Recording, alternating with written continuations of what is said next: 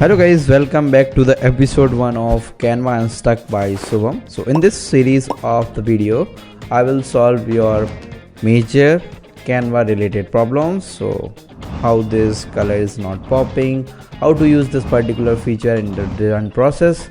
So in this series, I will solve your design problem when you are feeling stuck while designing in Canva.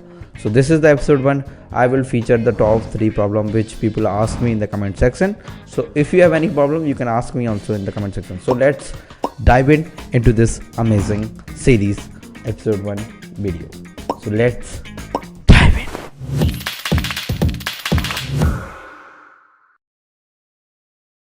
So the first question people ask me, how do I make shapes transparent for bird? So this is very simple. So all you have to do is just select any the design whatever you're working on. So I'm just pressing a T key to add the text. So I'm just adding a simple button text, my text, and I'm just adding a rectangle for making a transparent shape around my text. So yeah, I'm just choosing a simple border to exact view of it. And now I am just simply adding some radius to make it a perfect button shape around it. So in this way you can create transparent shapes for your words or text. This is very simple. So the next question people ask, how do I get this effect? So this is basically a faded gradient effect on image. So let's create it.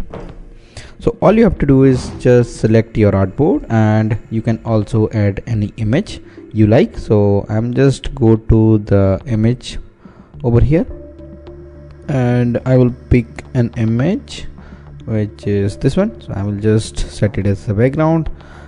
So there's two way to create it. So by using the rectangle gradient, but the simplest way to create it is just go into the elements tab and search for the black faded black gradient. So in this way you will get plenty of elements which allows you to create. So I'm just selecting this one, place it at the bottom as you can see, and just press T key, make amazing design. Yeah, so I will just place it into the bottom over here and just change the color to better visibility of my text. So in this way you can create this amazing effect in just couple of seconds. One people is asking for to create a lo-fi animation in Canva. So let's create it.